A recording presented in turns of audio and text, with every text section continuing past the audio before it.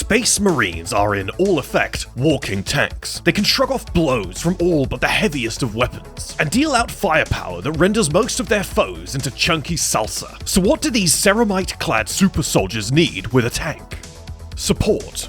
Unlike most armor in the real world, the vehicles employed by the Adeptus Astartes are there to supplement their already prestigious breakthrough skills, rather than to be a breakthrough force themselves. Quick disclaimer, this video is going to focus solely on the vehicular armory of the Astartes in the current era. The war machines of the Legion-era Space Marines definitely deserve their own video, instead of being forced to be add-ons to these entries. In addition, some of these vehicles, like the Land Raider, have multitudes of variants, so we'll just be covering the overarching frames. Once again, however, some of these vehicles have enough lore and history for their individual variants that they'll in all likelihood get their own videos if you guys request it. So how do you make a Marine better at being an armored fist into the face of your enemy? You make him faster. In comes the iconic workhorse of the Imperium of Man, the Rhino armored personnel carrier. Able to run on anything even remotely combustible, and able to be built from practically any materials, the Rhino has been employed by humanity since it first began to colonize the stars. Ancient records naming it as the RH-1-N-O, track, exploration, and multi-purpose defense vehicle. In the modern Imperium, Rhinos are most commonly made of a cast plasteel hull with a ceramite bonded outer layer. This makes them fairly well armored, though their real durability comes from their robust design. A Rhino has 4 independent thermic combustor reaction engines, each one with its own dynamo, powering 2 separate electric engines, meaning if any one of its engines is damaged, the Rhino won't lose power until all of its thermic or electric engines have been destroyed, allowing Rhinos to take a staggering amount of punishment. In addition to being a rugged piece of kit, Rhinos are extremely modular. This is due to the chassis technology being derived from an STC, or standard template construct. STCs vary wildly, but are most commonly a set of blueprints of instructions on how to make a piece of technology. However, all STCs are relics from humanity's golden age, usually excavated from some ancient human colony ruins. Most of the Imperium's technology is derived from these STCs, or some combination of STCs. This means we see a lot of variation in how Rhinos are built, leading to numerous marks and patterns. The most common Rhino variant used by the Adeptus Astartes is the Mars Pattern Mark II-C. The second most common is the Mark I-B Rhino, which lacks the robust engine design of the Mark II-C. The Mark I-Bs have mostly been retired from active service, most of them residing in stockpiles and fortresses where they maintained with all the respect due to veterans of millennia of war. Rhinos are mostly used by Space Marines as a battle taxi, to get them where they need to be fast and unharmed. Rhinos have little firepower, usually only sporting a remotely controlled storm bolter, though their firepower can usually be supplemented by the squad riding inside, as most marks sport a firing hatch on top, which the passengers can turn out of and open up on the enemy with their weapons. A Rhino is capable of transporting 10 power-armored Astartes, along with spare ammo and recharge for their power armor, though its transport bay lacks the space required to transport Marines wearing jump packs or Terminator armor. Based on the Rhino's chassis, the Razorback sacrifices transport capacity for firepower. Its STC was discovered in M36 and put into production swiftly after. There's some suggestion that the Razorback is in fact an earlier prototype of the Predator tank, which we'll talk about in just a moment. Really, that's what the Razorback is, a halfway house between the Rhino and a Predator. Being only able to transport 6 power-armored Astartes and losing the top hatch for a heavy weapons Logis turret, the Razorback has numerous patterns, defined really by the armaments on that turret. Its turret mounting also really defines how a Razorback will be deployed. Most commonly, Razorbacks will be deployed as heavy reconnaissance vehicles, or as heavy weapon support for mechanized assaults, able to lay down suppressing fire for squads as they disembark. The Predator started life in the dark age of technology as humanity's mainline battle tank. Designed to combat the Orc threat, the Predator was based on the Rhino chassis, but constructed from a superior alloy of adamantium and ceramite, along with some additional armored treatments that make the Predator's hull extremely resistant to heat and radiation. A Space Marine Predator comes in 2 main variants. The Predator Destructor. This is the one with its origins in the dark age of technology, and it really shows, usually being equipped with an autocannon main turret and a pair of heavy bolter side sponsons. The Destructor is perfect for tearing through hordes of light-armored foes. Meanwhile, the Predator Annihilator is clearly for armored foes, equipped with a twin-linked las cannon turret and a pair of las cannon side sponsons. Created in M36 during the Scarith Crusade, an Imperial crusade designed to quell a massive uprising on the edge of the Eye of Terror. A Space Wolf Great Company was cut off behind enemy lines, surrounded on all sides by traitor Legion armor. The Space Wolves refused to give in to despair. The Iron Priests, the Space Wolf equivalent of a tech marine, prayed to their prime Primarch Leman Russ for aid, and their prayers were answered as a vision was given to them. Taking every las cannon they possessed, they modified their Predators into the very first Predator Annihilators. The quad las cannon armed tanks led the breakout assault of the Space Wolves, tearing through the enemy armor like blood-crazed beasts. The Adeptus Mechanicus was disgusted by this unsanctioned modification of a venerated STC, yet the vehicle's effectiveness was undeniable, and a 200-year-long debate and catechism was launched over whether the vehicle should be sanctioned, only to conclude that the turret had always been designed to fit a pair of las cannons. The Adeptus Astartes had ignored this debate, and 10 years after its creation, the Annihilator had been widely adopted, further compounding the pointlessness of the Mechanicus' protests. Just like the Rhino, the Predator has numerous marks and patterns, the most common being the Predator Destructor Mark 4B Mars pattern. The second most common is the Mark 3B Phaeton pattern Predator Destructor, which is based on the Mark 1 Rhino chassis. A notable and special variant of the Predator used exclusively by the Blood Angels is the Baal Predator, usually sporting a main armament of a twin-linked assault cannon and heavy flamer side sponsons. Baal Predators are ideal for close quarters assaults against infantry. In addition to this, a Baal Predator is faster than any other variant of Predator, and sports greater armor than any other variant of Predator. Yet, this variant is ridden with controversy. The Blood Angels illegally seized its STC from an Archaeotech vault during the Great Crusade, and refused to share it with any other chapter or the Mechanicus. Another vehicle based on the Rhino chassis that arose during the Dark Age of technology is the Vindicator. Heavily armored and sporting a mighty demolisher cannon, the Vindicator is designed to flatten the terrain ahead of a Space Marine assault, bursting through pillboxes, walls, and dense jungle alike, usually sporting a dozer blade, sometimes also called a siege shield, which is essentially a giant bulletproof plow that it can use to push debris out of the way or even uproot trees. While not technically a set vehicle, a Whirlwind is a catch-all term for any Rhino chassis with a missile system mounted on the top. There's been numerous different variants, patterns, and marks of Whirlwinds, yet the vast majority of Whirlwinds are dedicated long-range, precise artillery, able to bombard the foe at great range and from the rear lines, usually operating in cover. One of the greatest strengths of Whirlwinds is the modularity of its payload and the precision of its bombardments, as it means it can be used for a sudden high-explosive barrage of Vengeance-pattern warheads, or Castellan incendiary warheads to bathe an enemy position in fire. Whirlwinds are also used as anti-air platforms, as they can be loaded with surface-to-air missiles, such as the Whirlwind Hyperios, which, while not the most effective anti-air system available to the Adeptus Astartes, is still highly flexible and far less costly than any other anti-air vehicles, such as the Hunter. The Hunter was originally a name of a type of retrofitted Whirlwind, but in the past few millennia, an STC was rediscovered which now bears the name. Based on the Rhino chassis and incorporating additional armor, the modern Hunter boasts a Sky Spear missile launcher, which fires powerful guided missiles. Using the brain and spinal column of some poor unfortunate soul, these missiles will chase after their target with a dogged determination, eventually blowing the aircraft out of the sky. The Stalker is based on the same chassis as the Hunter, but takes an alternative approach to anti-air, sporting a pair of storm cannons and housing thousands of rounds of ammunition. Stalkers fill the sky with powerful flak rounds, ripping enemy flyers to shreds. Yet what both vehicles have in common is their powerful targeting arrays. Crafted from the minds of the most agile failed aspirants to a chapter, these targeting arrays are the true strength of these vehicles, allowing them to pinpoint target fast-moving foes and blow them out of the sky. Your average Marine chapter will deploy Hunters and Stalkers as some of the first vehicles to hit a planet's surface, securing the skies for further landings. Though these anti-air platforms are fairly rare and costly to produce.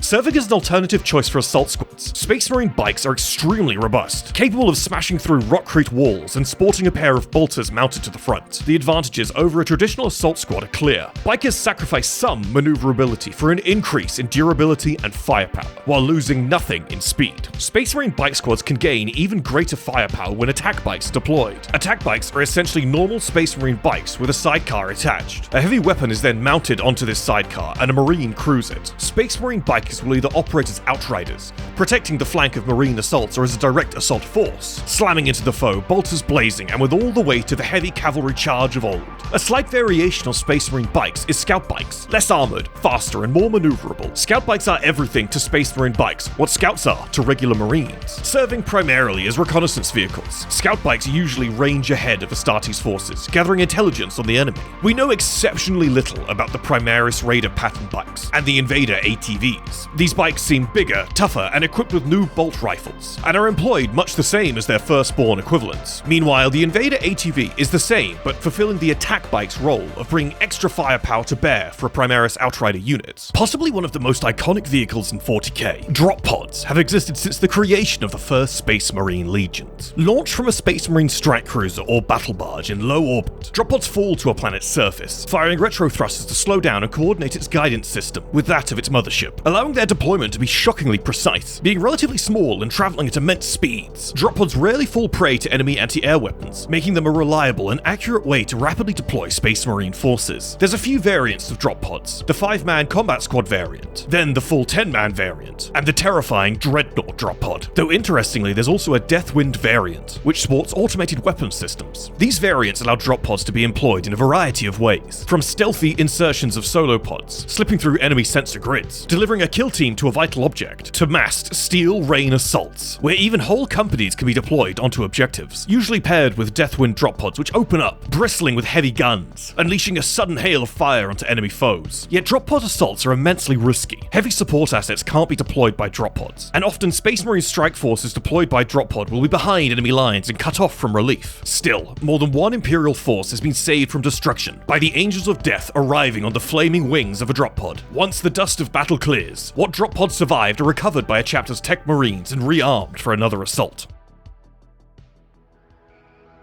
Discovered by the legendary Archon Land and his robot Monkey, the Land Raider is the premier heavy-duty transport for the Adeptus Astartes, possibly the most advanced tank still in service. The Land Raider is a behemoth of the greatest armor known to the Mechanicus. Utilizing the same plating that is mounted to Titans, Land Raiders are immune to all but the heaviest ordnance. In addition to this, the Land Raider's internals are hermetically sealed, allowing it to operate in a vacuum or under 35 meters of water, along with atmospheric sampling equipment, rad counters, air filtration and purification. Land Raiders can operate in near any conditions, though perhaps a Land Raider's greatest asset is its powerful machine spirit, boasting cogitator speeds for its size that dwarf even those of a Warhound Titan. This, along with their tactical display table, an array of biomonitors, make Land Raiders potent tactical command centers, able to stream tons of information while also fully automating its weapon systems. In addition to these base systems, Land Raider chassis are extremely modular. Numerous configurations and patterns all sport massive arrays of deadly weapons, and are able to transport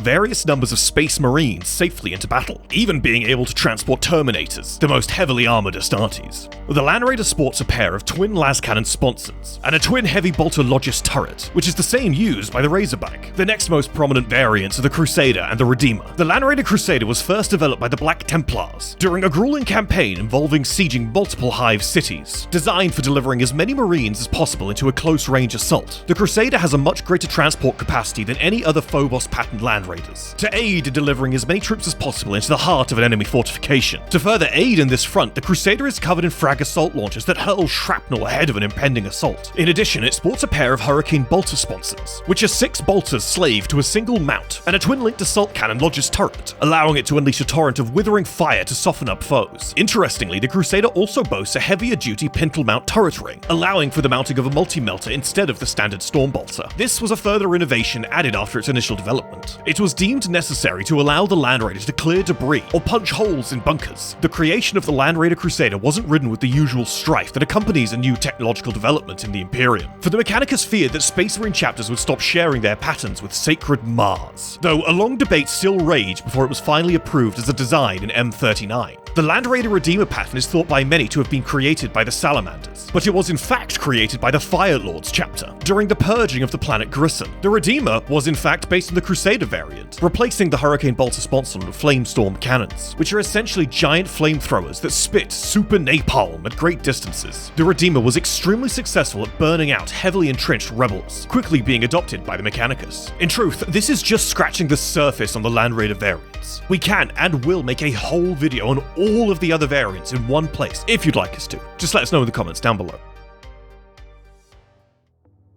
The other great discovery of Archon Land and his robot Monkey was the Land Speeder, a high-speed, often topped, reconnaissance vehicle and attack craft. the Landspeeders make use of anti-gravity technology to skim effortlessly through the air, propelled forward by a pair of afterburning ramjets. A standard Landspeeder can reach up to 100 meters off the ground, though they rarely make it to the skies like this, preferring to use the ground as cover. There's been many variants and patterns of Landspeeder, but the most common in the 41st millennium is the Tornado pattern. Unlike other marks, the Tornado is equipped with lightweight adamantine. This isn't done to protect the two crewmen, but to protect the delicate control systems of the Landspeeder. Similar to the Tornado is the Typhoon, this pattern sporting a pair of missile pods. These two patterns are the most common and heavily armed Landspeeders fielded by your average chapter. These specific marks are most commonly used as reconnaissance and attack craft, acting as heavy weapon platforms for high-speed advances, like the famous bike charges of the White Scars. Based on the Tornado pattern, the Landspeeder Storm is only ever employed by the scout company of a chapter. It acts as a fast and maneuverable transport for the Space Marine initiates, able to transport a team of 5 scouts and whatever equipment they might need deep behind enemy lines to conduct a raid. Unlike every other Landspeeder we've mentioned so far, the Landspeeder Tempest is fully enclosed and only takes 1 Marine to crew. Seemingly based on its own unique chassis, the Tempest shirks the usual duties of a Landspeeder and is utilized purely as an attack craft. Squadrons of Landspeeder Tempests swoop in, annihilating the foe in devastating barrages of assault cannon and missile fire. The Primaris Stormspeeders are the next evolution of the Landspeeder, created by Belisarius Cawl via combining the STCs discovered by Arkan Land and the brute technologies of the Repulsor, which we'll cover in just a moment. The Stormspeeder variants fulfill much the same duties as the Landspeeder. Each of the Stormspeeder variants is designed to tackle a different range of foes: the Hail Strike for infantry, the Thunder Strike for enemy armor, and the Hammer Strike for enemy bunkers. From looking at the Repulsor, you can easily see the technologies the Stormspeeder utilized from it. That, of course, being its advanced anti-grav plating array. Using a cunning arrangement of ventral plates, Repulsor pilots have immense control over the anti-gravity fields produced by the Repulsor, able to use the clashing fields as a wall of invisible force to push back or even flatten foes. Yet so deft is the control of these fields that disembarking friendly troops can walk through unhindered. This, combined with its immense bulk, means the Repulsor doesn't move like any other skimmer before it. Repulsors plow through terrain more akin to a land raider than a land speeder.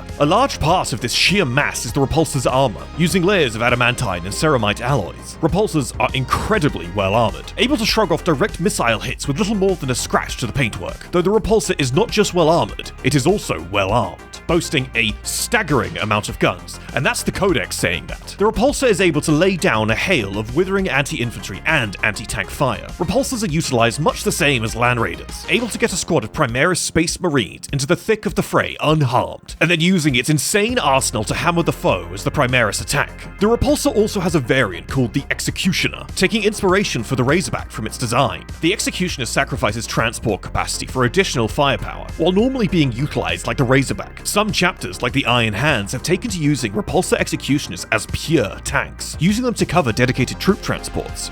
The Impulsor is to the Repulsor what the Rhino is to the Land Raider, smaller and more lightly armed and armored. The Impulsor is mostly utilized in the same way the Rhino is, right down to storing resupply and additional support equipment, though uniquely the Impulsor sports an open back design and can be equipped with a refractor field. Yet the real star of the show here is the Impulsor's vectored thrusters, making it the fastest gravitic tank employed by the Primaris Space Marines. We know very little about the Gladiator, seemingly based on the Impulsor chassis. It comes in a few variants, each one designed to deal with a different threat, a clear trademark of Primaris battle doctrine. The Gladiator Lancer is an anti-tank sniper, the Gladiator Reaper is an anti-infantry death machine, and the Gladiator Valiant is a short-ranged armor hunter designed for escorting transports. The Astraeus super heavy tank is the largest gravitic tank employed by the Adeptus Astartes, similar in design to the Repulsor, but for a titanic scale, the Astraeus sports a terrifying weapons array and multiple void shields, which are the same force fields mounted onto Titans. The Astraeus super heavy tank is a force to be reckoned with on the battlefield, able to simply flatten defense via the sheer might of its repulsor plates, though unusually, the Astraeus does not originate from Cawl's designs, but instead from an STC recovered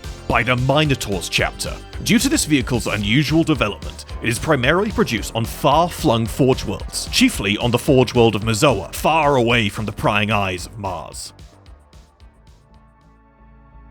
Based on a stripped-down version of the Redemptor Dreadnought chassis, the Invictor Tactical Warsuit is a curious vehicle. It is made from a special sound-absorbing material, essentially making it a stealth walker. In addition to this, the Invictor Tactical Warsuit is oddly dexterous, able to wield a modified heavy bolter as a pistol. Along with being incredibly swift, Invictor Tactical Warsuit pilots are picked for their aptitude at independent thinking, making them ideal lone operators or for working alongside Primaris Vanguard strike forces. The iconic flying transport of the Space Marines, the Thunderhawk chassis is heavily armored and cramped full of some of the most advanced cogitator systems in the Imperium, featuring a machine spirit comparable in cognitive power to a Reaver Titan. Again, mimicking Titans, the Thunderhawk's armor plating utilizes the same technology as the Land Raider. Unusually, the Thunderhawk has 4 wings, 2 large main wings and an additional pair of attack wings at the back above the engine. These smaller attack wings are designed to aid in maneuvering for pinpoint accurate gun runs, though these of course only work in atmosphere. In atmosphere, the Thunderhawk relies on the large RX-9200 Mars pattern combination rocket afterburner turbofans. These are mounted under each wing, while in space the craft uses an RX-9200 rocket booster powered directly by a fusion reactor and maneuvers via small exhaust nozzles mounted around the hull. These systems allow a Thunderhawk to maneuver comfortably in space or sky.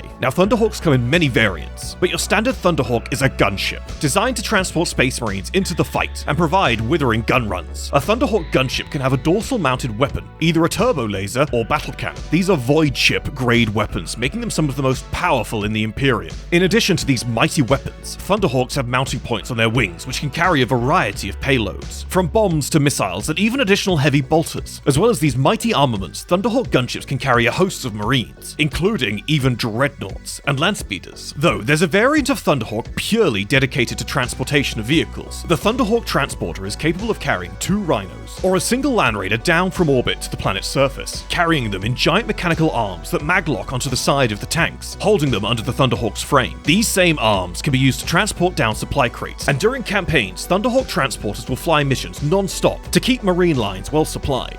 Due to its armored bulk, this does mean Thunderhawk transporters can land a vehicle into the thick of the fighting, though they're somewhat vulnerable afterwards.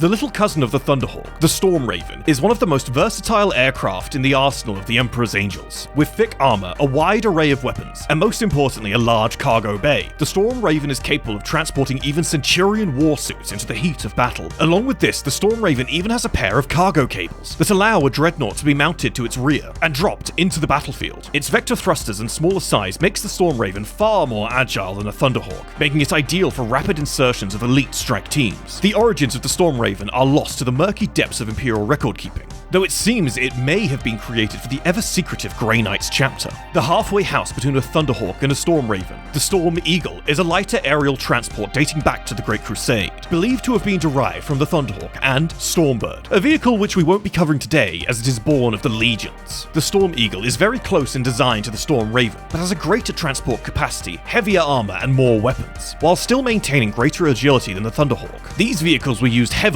during the Great Crusade, but their production was halted when the main Forge Worlds responsible for their production, Tigris and Anvlux IX, were overrun by traitor forces. This led to the Storm Eagle slowly fading from common use by the Adeptus Astartes, with only a few chapters like the Iron Hands and Salamanders maintaining large numbers. Like most technology from before the Horus Heresy, Storm Eagles are expensive to produce and hard to maintain. Yet, at the close of the 41st millennium, the Storm Eagle has seen a surge in production. The reasons for this aren't clear, but it would seem that perhaps some Forge World has rediscovered these ancient STCs, and now numerous chapters boast a host of Storm Eagles. The Storm Eagle has 2 main variants. The Rock pattern is an assault gunship primarily used by the Minotaurs chapter. The Rock is specifically designed for tank hunting, sacrificing some transport capacity for additional fuel and specialized munitions autocyclers. Though even more dedicated to raw firepower than the Rock pattern is the Fire Raptor gunship. This variant of the Storm Eagle sacrifices most of its transport capacity for ammunition, equipped with nose-mounted adventure bolt cannons and a pair of waist-mounted quad-heavy bolter ball turrets. The Fire Raptor is a premier infantry killer, able to rain down relentless bolt fire onto enemies from afar. It's essentially the 40k equivalent of both the AC-130 and Warthog gunship. Curiously, a lesser-known fact, a particularly angry son of Ferrus Manus known as Shadrach Medusan almost killed 3 traitor Primarchs with one of these gunships.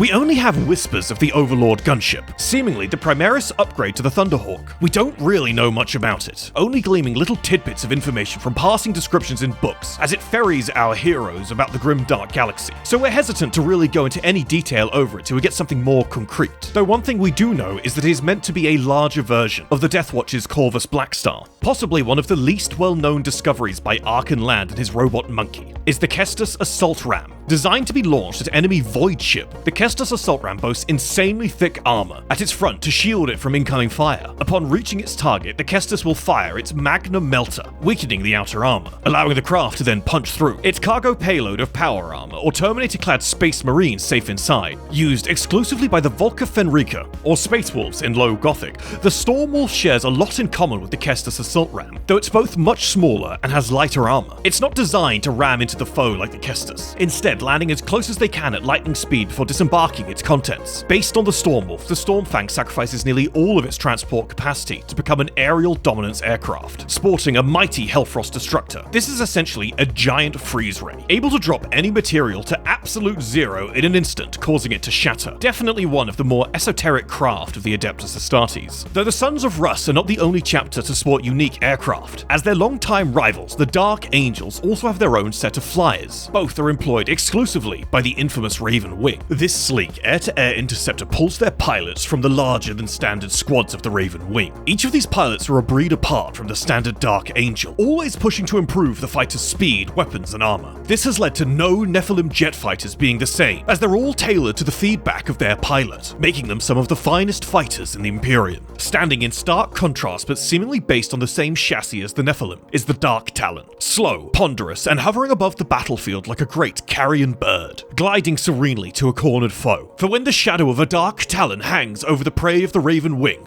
the hunt is at an end. Heavily armored and sporting a forbidden weapon from the Dark Age of technology, known as the Rift Cannon, the Dark Talon can literally annihilate anything it sees, though its true purpose is far more sinister. Equipped with stasis bombs, a Dark Talon will freeze a foe as the Raven Wing closes in. Then the craft will land, and the fallen shall be placed within a coffin inside of its ornate mausoleum, where all around them the captured warrior is haunted by the whispers of the dark, as they're frozen in a stasis field. The Stormtalon Gunship is a small, close air support craft, taking only a single marine to crew. With its vectored engines and repulsor systems, the Stormtalon can go from screaming across the sky to nimbly dodging on the spot, primarily equipped with missiles and bolt weapons. Yet their speed and sudden agility makes them excellent dogfighters, though they're lightly armored and relatively vulnerable to fire, unlike some of the other aircraft mentioned here. Closely related to the Stormtalon Gunship is the Stormhawk Interceptor. This attack craft is essentially a swarm fighter of sorts, being able to be deployed from magnetic cradles from their mothercraft. Squadrons of Stormhawk make for excellent dogfighters, whether it's dueling the airborne enemies of man in the depths of space, or a hurricane-ridden atmosphere. The Stormhawk Interceptor is a master of air superiority. Sporting heavy frontal armor and massive frontal firepower, these craft truly fight like their namesake. Locking onto one target at a time, Stormhawks plunge towards it, weapons blazing, their Infernum Halo launchers filling the sky with flares, till either they or their foe are slain. A squadron of Stormhawks is always very precise in choosing their targets. They're like a swarm of scalpels, reaping precise death on their foes.